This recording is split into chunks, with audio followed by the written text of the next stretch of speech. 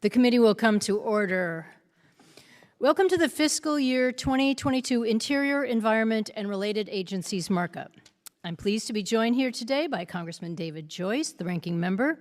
I also want to welcome full committee chair, Ms. DeLauro, and all of the subcommittee members. Unfortunately, Ms. Granger, our full committee ranking member, has flight delays, but hopefully she can join us a bit later. Before I move to my opening statement, I'd like to offer a brief explanation of how this markup will work. Today's room has been configured to maintain the recommended 6-foot social distancing between members, staff, and the press corps in the room. We have set up an email address to which members can send anything they wish to submit in writing at any of our hearings or markups, including documents to be inserted in the record by unanimous consent, amendments, motions, and other unanimous consent requests, and so on.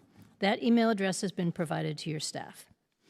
I would remind all members that they must verbally request unanimous consent out loud, separately from sending the document or written UC request to the email address. Now, I would like to move to my opening statement. For fiscal year 2022, the subcommittee is recommending a total of $43.4 billion for the Interior, Environment, and Related Agencies bill. This is an increase of $7.3 billion over last year's enacted level, which is a 20% increase. I'm proud that this bill makes long overdue investments to care for our planet, fight the climate emergency, and meet our trust obligations to tribal nations. The bill prioritizes the protection and preservation of our landscapes and biodiversity, providing $15.6 billion for the Department of Interior.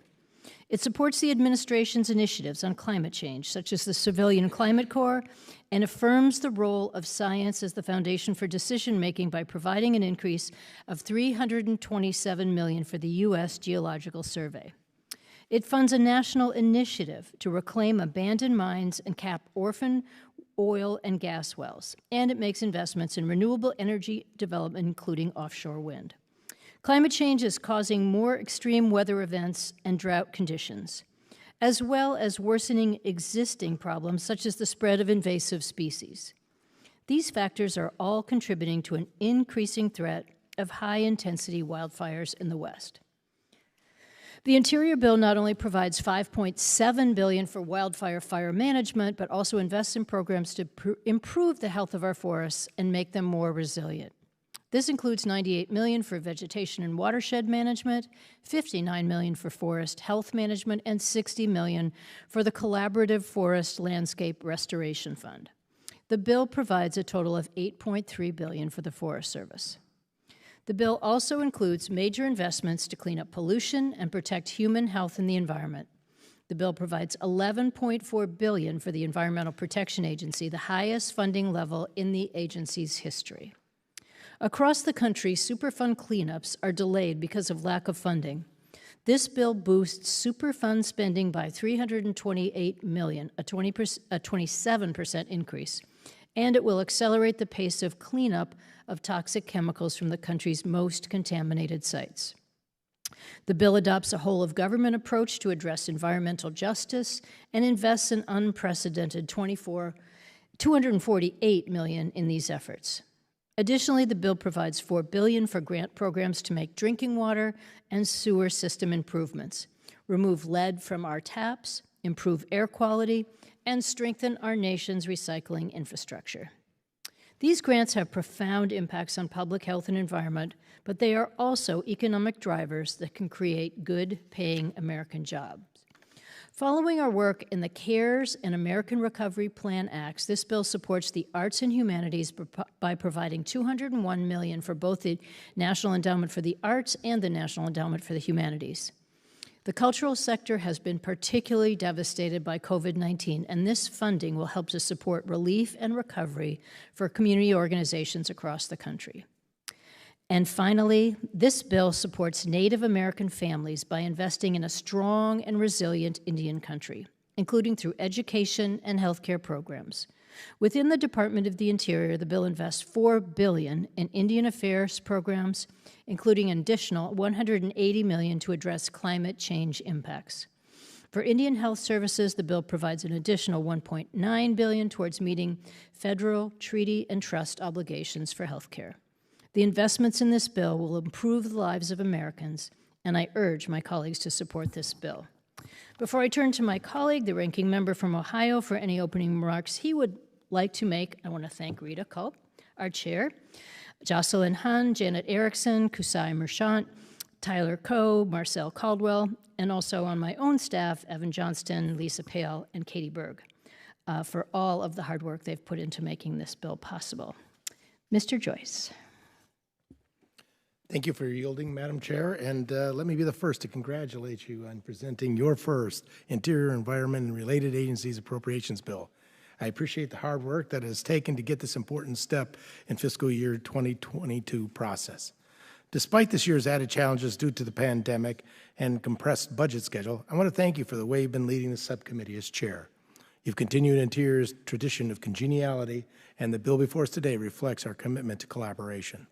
The bill supports programs that will help conserve our nation's most critical natural, cultural, and environmental resources and increase the federal commitment to honor our treaties and trust responsibilities to American Indians and Alaska Natives.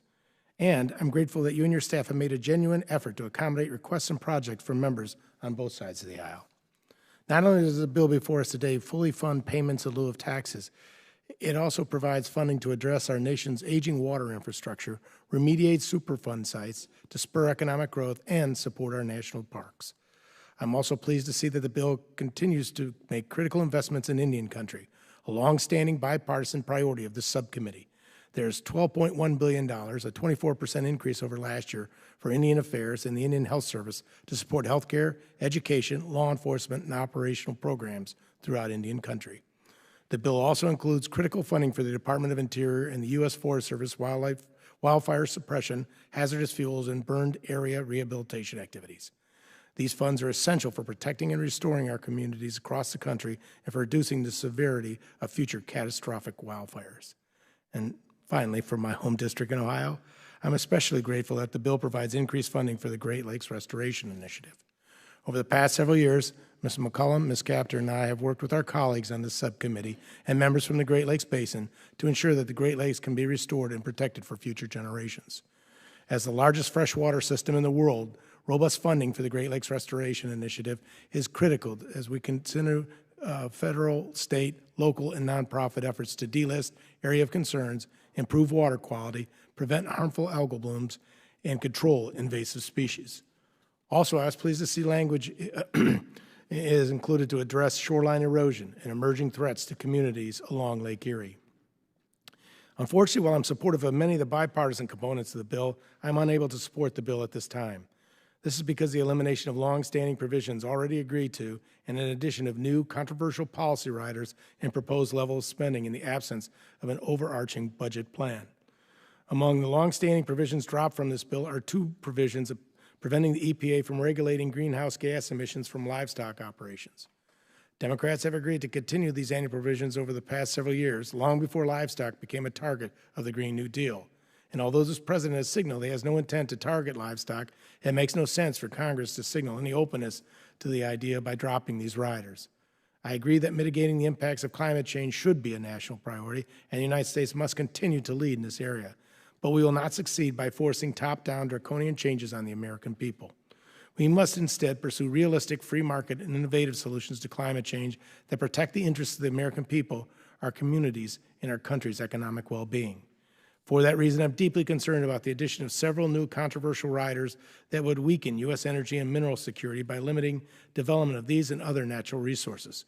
We cannot lock America out of the domestic energy and minerals it needs for a smooth transition to a cleaner energy future.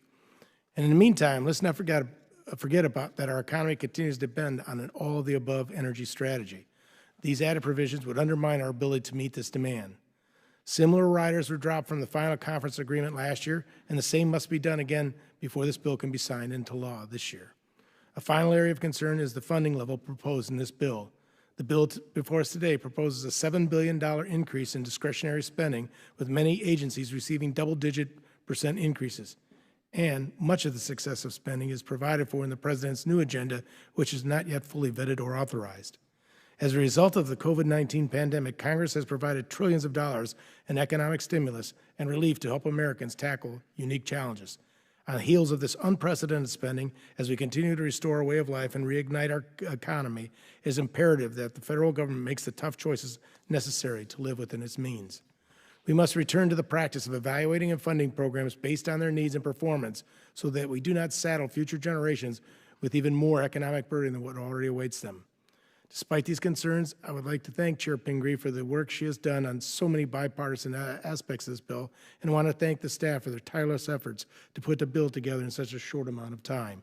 I'm confident as federal year 22 process moves forward, we will continue working together with our colleagues on the subcommittee to find common ground, address controversial policy riders, and reach a bipartisan agreement on spending.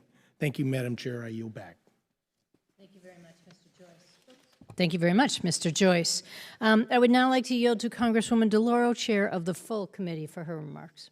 Thank you very much, Madam Chair, and I want to congratulate you and Ranking Member Joyce for your work on this bill. The Interior, Environment, and Related Agencies Subcommittee has a broad mandate from managing and preserving America's natural resources and cultural heritage, protecting our environment, and upholding our treaty and trust responsibilities to Native Americans. And I know your dedication to these important issues and your commitment to this committee, to the House itself, and the people we represent. I thank you and I thank the staff for your hard work on the bill that is before us. For far too long, the deck has been stacked towards big corporations and special interests, including those who pollute our air and water and defile our land, at the expense of working families and the environment itself. This has led not just to toxic air and dirty rivers, but to the emissions that have made climate change a global crisis.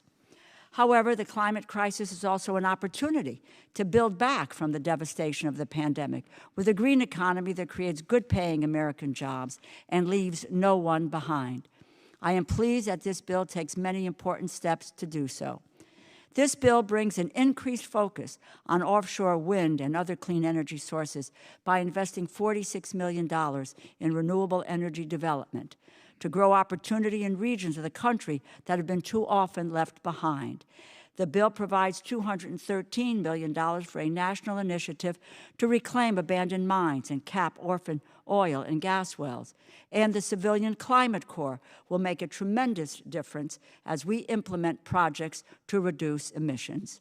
I might add that I'm especially grateful that this bill includes funding for the Long Island Sound Project, which, as you know, is near and dear to my heart, which will receive $40 million, a $9.6 million increase over last year. This funding will be critical to helping to preserve this regional and national treasure. Furthermore, as we build a clean economy, we must ensure that the environmental laws on the books are enforced and that polluters are made to pay for the damage they cause. That is why I am very pleased that this legislation provides $599 million, a $70 million increase for the Environmental Protection Agency's environmental enforcement efforts. And this bill's focus on environmental justice dramatically expands efforts to address pollution in communities of color. As we enforce our environmental laws, we must also live up to the treaty and trust obligations our country has made to Native Americans.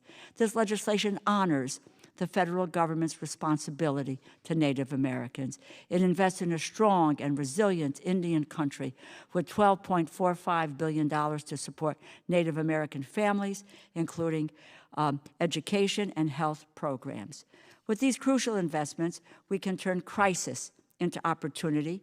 We can keep the air we breathe and the water we drink safe and clean for those who come after us. We can confront the climate crisis while creating good-paying jobs and growing opportunity. Once again, I thank Chair Pingree and Ranking Member Joyce for their work on this bill, and I urge your support. Thank you, and I yield back. Thank you very much, Madam Chair. Are there any other members who wish to make remarks?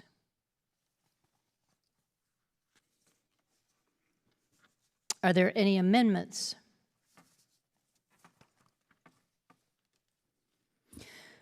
Ms. McCollum, the Vice Chair of the Subcommittee, is recognized for a motion. Thank you, Madam Chair. And I move that the bill be favorably reported to the full committee. All those in favor of the motion say aye. Aye. All those opposed, nay. The ayes have it. I ask unanimous consent that staff be permitted to make technical and conforming changes to the measure just approved. Without objection, the subcommittee stands adjourned.